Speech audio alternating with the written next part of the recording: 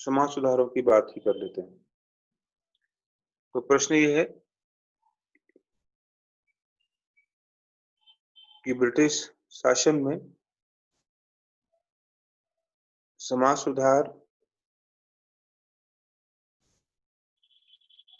बहुत सीमित मात्रा में किए गए और उनका हित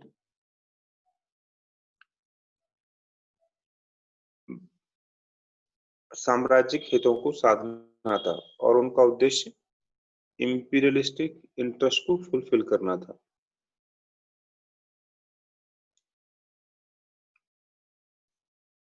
ये प्रश्न है, ठीक है। तो सबसे पहले हमें देखना है कि समाज सुधार क्या होते हैं।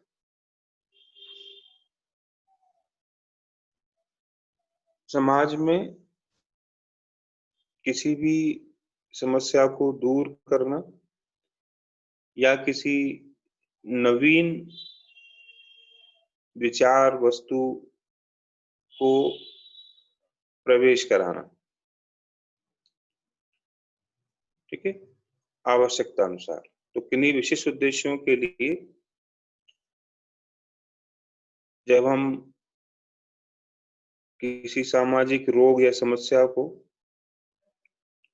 दूर करते हैं और उसके लिए जब कुछ नई चीजों को लाते हैं या पुरानी चीजों को बाहर करते हैं, तब इन्हें हम सोशल रिफॉर्म्स कहते हैं।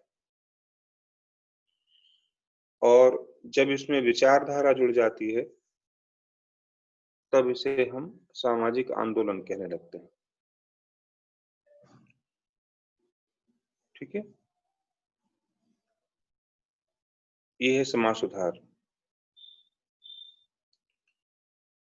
जब ये समाज सुधार यूरोप में हुए तब इनको पुनर्जागरण कहा गया, रेनेसां कहा गया। इनका ही सीमित रूप हमें भारत में दिखाई देता है। तो पुनर्जागरण क्या होता है इसकी चर्चा हम बाद में करेंगे।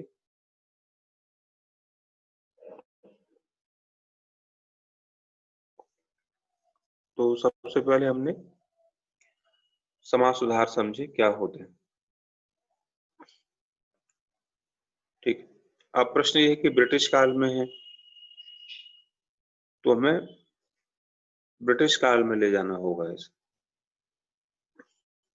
तो शुरुआत आप करेंगे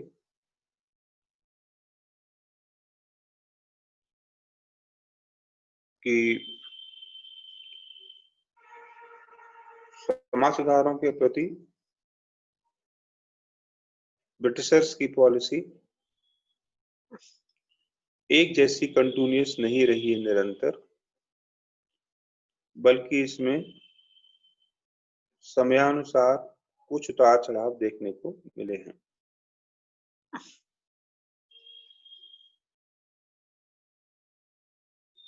नीति को, जो समाज सुधारों की नीति है, उसके मुख्यतः 3 चरण हैं जहां सुधार दिखाई देते हैं। इससे पूर्व के चरण में उदासीनता है, जैसा कि आपके स्लाइड में भी आपको दिख रहा होगा कि जो पहला चरण है, पहला चरण का मतलब जब ब्रिटिश भारत में आए हैं तब वो उदासीन है। और वो चरण कौन सा है? जब कंपनी भारत में आई है तब से लेकर 1800 पूर्व, 1800 या 1813 से पहले, चार्टर से पहले की स्थिति है, ठीक है। इस दौर में कोई समाज सुधार नहीं है। कारण भी आप लिखेंगे क्योंकि कंपनी का प्रभाव क्षेत्र सीमित है और समाज सुधार करके वो भारतीयों की या राजाओं की जो बुराई है या जो दुश्मनी है वो मोल नहीं लेना चाहती, है ना। यानी उन्हें लगता है कि सुधार करेंगे तो ये माना जाएगा कि समाज में हस्तक्षेप कर रहे हैं जैसा कि पुर्तगालियों के साथ हुआ था, है ना। पुर्तगालियों ने जब धार्मिक परिवर्तन किए, महिलाओं से विवाह किया, तो उसका विरोध भी बहुत तीव्र हुआ था। तो ब्रिटिशर्स के पास ये अनुभव था, इसलिए इस दौर में उन्होंने कोई विशेष प्रयास नहीं किए। या ये कह सकते हैं इस समय मुख्य कारण क्या है कि उनका सारा फोकस आर्थिक लाभ प्राप्त करने पर है। तो रैयतवाड़ी, महालवाड़ी, ये सब व्यवस्थाएं वो लागू करने के मूड में है इस समय, इसलिए प्रभाव सीमित है, प्रयास सीमित है। जो वास्तविक चरण है सुधारों का, जिसे हमने दूसरा चरण कहा है, वही मुख्य चरण है।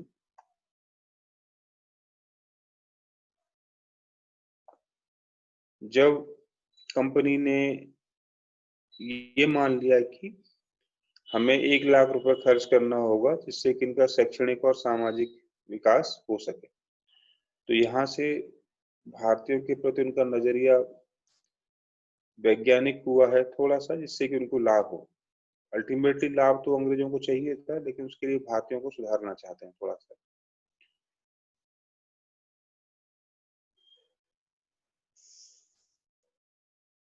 ठीक है। और ये जो दौर है वो 1857 तक चलेगा, क्रांति तक। तो सेकंड दौर का जो टाइम है वो 57 लिख लीजिएगा, है ना।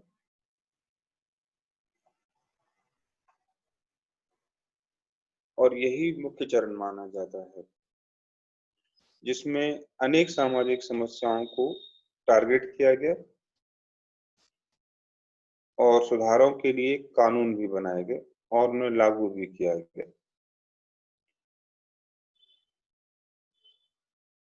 इनमें सबसे अच्छा प्रयास, सबसे पहला प्रयास सती सिस्टम को रोकने के लिए था। राममोहन राय की मदद से बेंटिक ने सती प्रथा निरोध अधिनियम पारित किया। हाँ, ये अलग बात है कि ये पूरे बंगाल में लागू नहीं था, सॉरी, पूरे भारत में लागू नहीं था, बंगाल तथा अन्य कुछ क्षेत्रों में ही लागू हो पाया।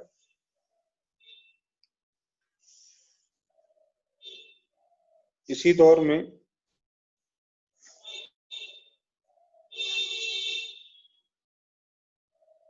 इसी दौर में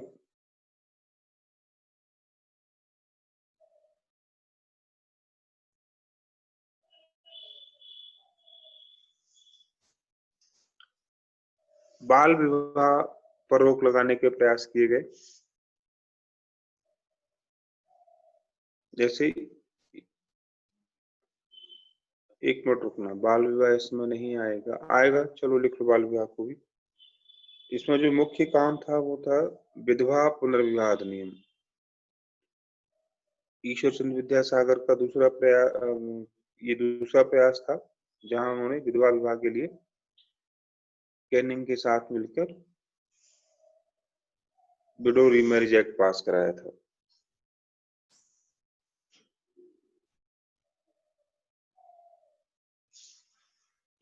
1850 में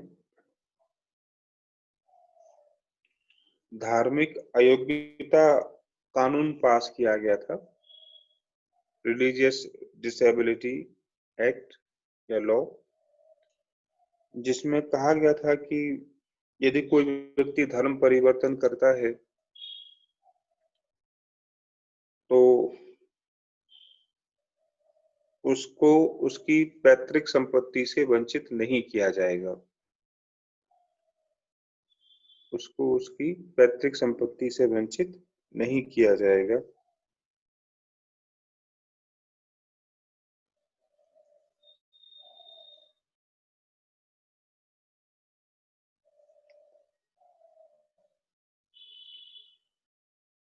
ठीक है, थोड़ा सा और लिख सकते हैं, स्टार्टिंग में 1-2 पॉइंट छूट रहे हैं।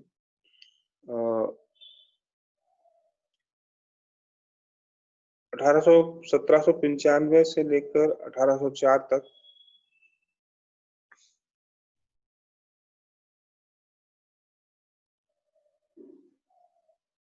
जो कन्या हत्या होती थी, शिशु हत्या, उस पर रोक लगाई गई थी।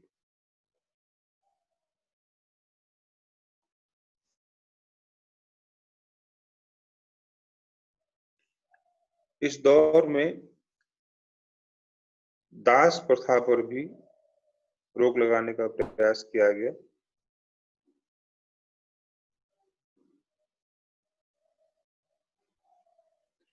ठीक है, इन सब सुधारों में भारतीयों की भूमिका महत्वपूर्ण रही।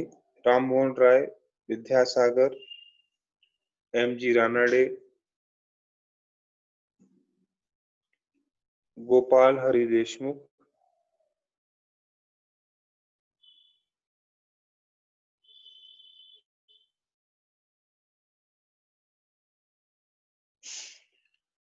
लेकिन इसके पैरेलली समानांतर कुछ भारतीयों ने इसका विरोध भी किया है।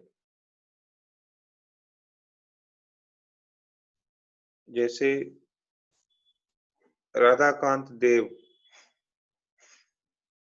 ने सती प्रथा का समर्थन किया था और इस कानून का विरोध। लेकिन चूंकि हमारा प्रश्न ब्रिटिश नीति को लेकर है, इसलिए उस पर चर्चा ज्यादा रखेंगे, है ना।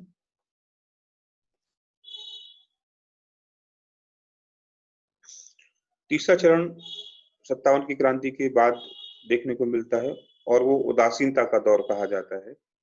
कारण आप जानते हैं कि अंग्रेज ये मानने लगे थे कि समाज सुधार के कारण भारत की जनता अंग्रेजों की दुश्मन हो रही है, क्योंकि भारतीय मानते हैं कि ब्रिटिश उनके सामाजिक क्षेत्र में हस्तक्षेप कर रहे हैं, और क्रांति का एक प्रमुख कारण माना गया था। विशेषकर धार्मिक क्षेत्र में और महिलाओं के क्षेत्र में जो अंग्रेज बदलाव ला रहे थे, उनसे वो खुश नहीं है। तो इसलिए महारानी विक्टोरिया की घोषणा 1861 में जब कैनिंग ने पढ़ी, तो उसमें कहा गया था कि ब्रिटिश क्राउन अब भारतीयों के सामाजिक मामलों में हस्तक्षेप नहीं करेगा। तो जब क्राउन की पॉलिसी क्या हो गई, हस्तक्षेप ना करने की हो गई, तो फिर ये उदासीनता का चरण कहा जा सकता है। इसके बावजूद भी इस दौर में आप देखेंगे कि केशव चंद्र सेन बाल विवाह अधिनियम को पारित कराने में सफल होते हैं। एक रिफॉर्म्स हमें यहाँ दिखाई देगा।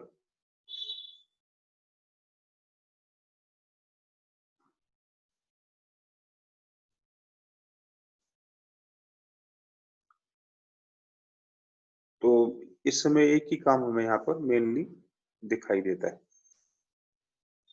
कि बाल विवाह को लेकर थोड़ी सक्रियता दिखी। ठीक है, इसमें तिलक ने बाल विवाह कानून का विरोध किया था। तो ऐसा लग रहा है कि तिलक बाल विवाह के समर्थक हैं। नहीं, उन्होंने बाल विवाह का विरोध इसलिए किया कि वे मानते थे कि इन चीजों को कानून बनाकर दूर नहीं किया जा सकता जब तक कि भारतीय अपने आंतरिक रूप से इसको गलत नहीं मानेंगे, तब तक। तो बेसिकली मन से परिवर्तन करने के समर्थक हैं।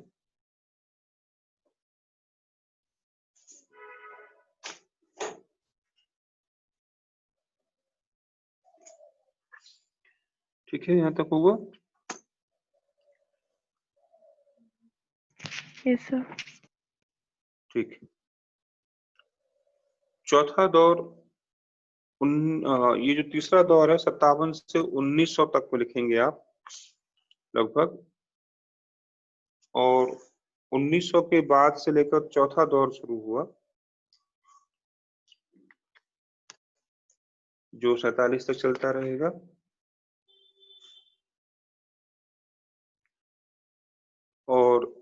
ये सतर्क दौर कहा जाता है, अलर्ट फेज है।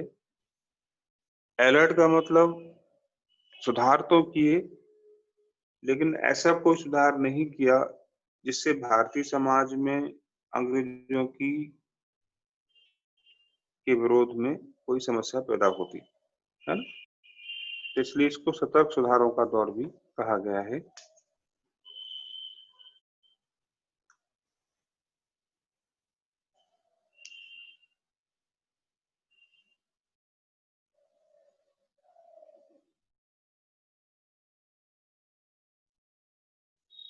ठीक है,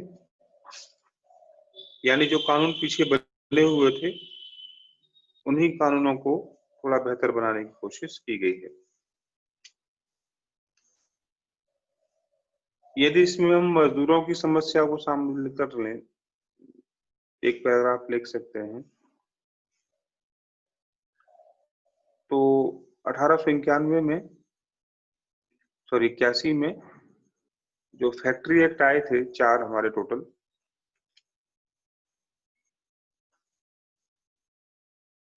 उनमें किसानों की समस्याओं, महिलाओं की समस्याओं और बच्चों की सॉरी मजदूरों की, महिलाओं की और बच्चों की समस्याओं पर भी ध्यान दिया गया।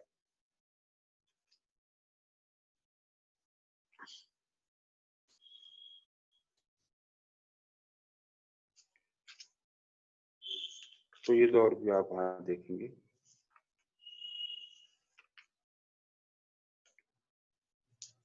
ठीक है, तो ये कुछ दृष्टिकोण हैं अंग्रेजों के भारत में सुधारों के प्रति। अब इसके पीछे हम कारण भी लिखेंगे, जैसा कि हम चर्चा कर ही रहे थे कि वे कौन से कारण हैं जिसकी वजह से अंग्रेजों ने ऐसा किया, या इसके पीछे का उद्देश्य जो हम देख सकते हैं वो भी दिखें। सबसे पहले तो हम दिखाएंगे कुछ विचारधाराएं हैं जो इसके लिए जिम्मेदार हैं। कौन सी विचारधाराएं हैं? उदारवादी विचारधारा।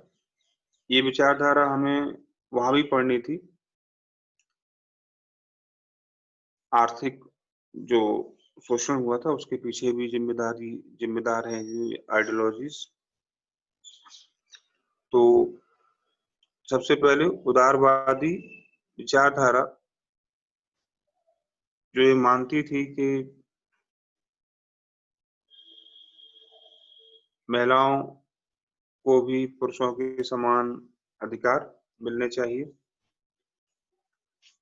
यानी एक तरह से सीमित समानता की मांग करती है।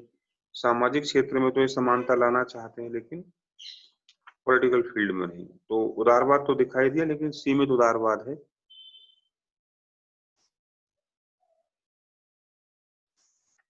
दूसरा कारण,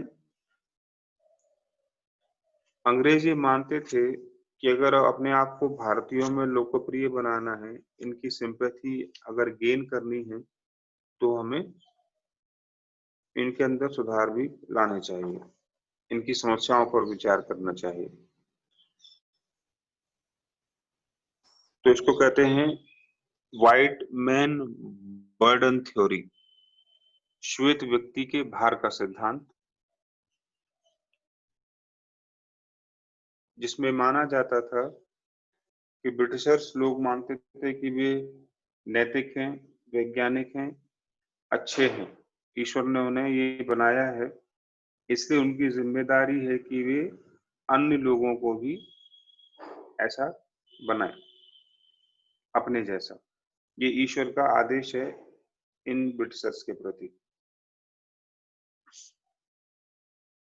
ठीक है, ईश्वर ने उनको ऐसा आदेश दिया है कि वे अन्य लोगों को सुधारने का जो भार है, बर्डन है, वो अपने ऊपर लें। ठीक है, नेक्स्ट, विलियम बेंटिक जैसे जो वाइसराय थे, गवर्नर जनरल थे, ये इनको विग कहा जाता है, विग। और विग का मतलब होता है उदारवादी। आवाज आवाज नहीं आ रही? आ रही है सर, आ रही है। आ रही है, ठीक है। तो कहाँ से नहीं है आवाज नहीं आ रही? कब?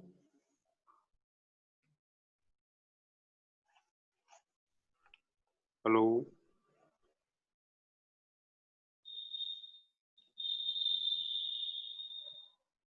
सर शायद उसके नेटवर्क इशू होगा, क्योंकि हमें तो बिल्कुल क्लियर आ रही है। चलो ठीक है।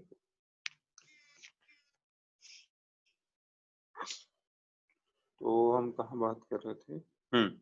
कारणों की चर्चा कर रहे थे। तो कुछ विचारक जो हैं वो आधुनिकता की सोच के हैं, कुछ वायसराय और गवर्नर जनरल्स, उन पर उनके अपने ऊपर क्या है, विभिन्न विचारधाराओं का प्रभाव है। तो डलहौजी भी शामिल होता है, विलियम बेंटिक शामिल होते हैं इसमें, कैनिंग शामिल है। तो इनका अपना दृष्टिकोण भी मानवतावादी है कुछ हद तक, इसलिए ये इनका भी प्रभाव दिखाई देता है।